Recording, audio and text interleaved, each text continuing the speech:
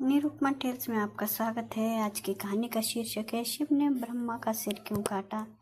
शास्त्र अनुसार कहा जाता है कि ब्रह्मा ने सृजन के दौरान ही एक चौंकाने और बेहद ही सुंदर महिला को बनाया था। हालांकि उनकी यह रचना इतनी सुंदर थी कि वे उसकी सुंदरता से मुग्ध हो गए और ब्रह्मा उसे अपनाने की कोशिश करने लगे। ब्रह्मा जी अपने द्वारा उत्पन्न शतरूपा के प्रति आकृष्ट हो गए और उन्हें टकटकी बांध कर निहारने लगे। शतरूपा ने ब्रह्मा की दृष्टि से बचने की हर कोशिश की, किंतु असफल रही। कहा तो यह भी जाता है कि शतरूपा में हजारों जानवरों में बदल जाने की शक्ति थी और उन्होंने ब्रह्मा जी से बचने के लिए ऐसा किया भी, लेकिन ब्रह्मा जी ने जानवर रूप में भी उन्हें परेशान करना नहीं छोड़ा।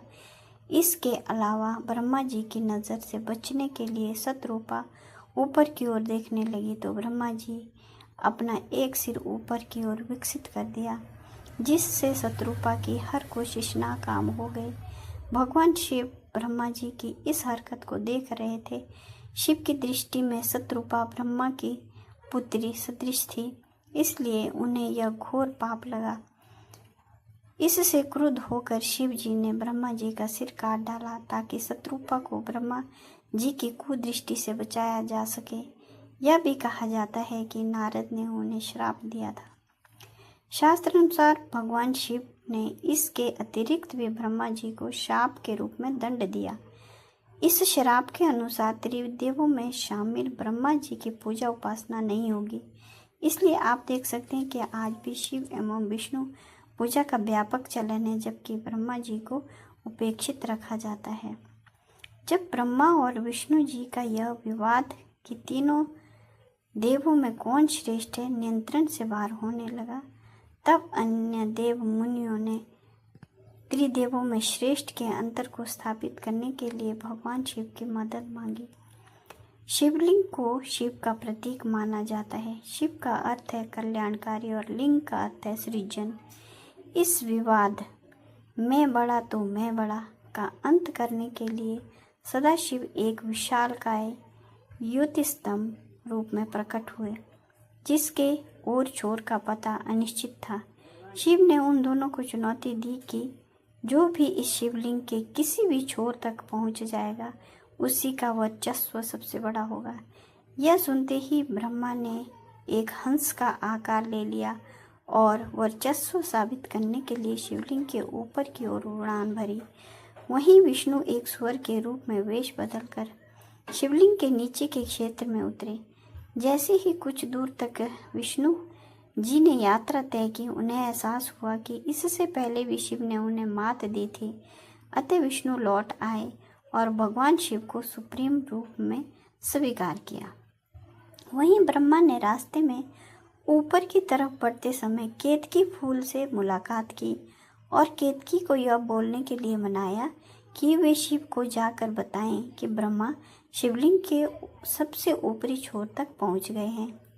शास्त्र अनुसार ब्रह्मा जी की बात मानकर केतकी फूल ने भगवान शिव से झूठ कहा, जिसका पता शिव जी को लग गया।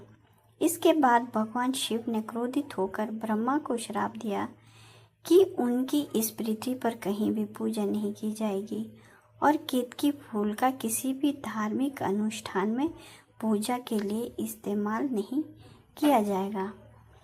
तो कहानी आपको कैसी लगी? कहानी अच्छी लगी तो प्लीज़ लाइक करें। सब्सक्राइब नहीं किया है तो प्लीज़ सब्सक्राइब भी करें। इसी तरह से एक और कहानी भी है जो आपको सुनाती हूँ।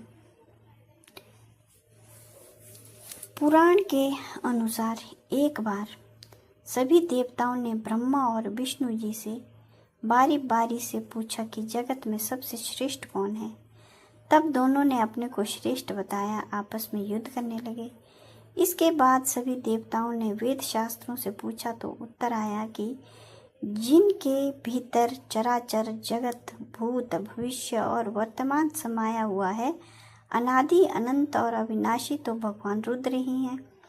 वेद शास्त्रों से शिव के बारे में यह सब सुनकर ब्रह्मा ने अपने 5वें मुख से शिव के बारे में भला बुरा कहा। इससे वे दुखी हुए। इसी समय एक दिव्य ज्योति के रूप में भगवान रुद्र प्रकट हुए। ब्रह्मा ने कहा कि हे रुद्र, तुम मेरे ही सिर से पैदा हुए हो। अधिक रुदन करने के कारण मैंने ही तुम्हारा नाम रुद्र रखा है, अतः तुम मेरी सेवा में आ जाओ। ब्रह्मा के इस आचरण पर शिव को भयानक क्रोध आया और उन्होंने भैरव को उत्पन्न करके कहा कि तुम ब्रह्मा पर शासन करो। उस दिव्य शक्ति संपन्न भैरव ने अपने बाएं हाथ की सबसे छोटी उंगली के नाखून से शिव के प्रति अपमानजनक शब्द कहने वाले ब्रह्मा के 5वें सिर को ही काट दिया। शिव के कहने पर भैरव काशी प्रस्थान किए, जहाँ ब्रह्म हत्या से उन्हें मुक्ति मिली। रुद्र ने उन्हें काशी का कोतवाल नियुक्त किया। आज भी ये काशी के कोतवाल के रूप में पूजे जाते हैं। इनके दर्शन किए बगैर विश्वनाथ का दर्शन अधूरा रहता है। भैरव अवतार का वाहन काला कुत्ता है, जिसके एक हाथ में छड़ी है। इस अवतार को महाकालेश्वर के नाम से भी जाना जाता है, इसीलिए ही इन्हें दंडाधिपति भी कहा गया है। इस प्रकार भैरव जयंती को पाप का दंड मिलने वाला दिवस भी कहा जाता है। तो आपको कहानी कैसी लगी? कहानी अच्छी लगी तो प्लीज़ सब्सक्राइब करें, लाइक करें। धन्यवाद।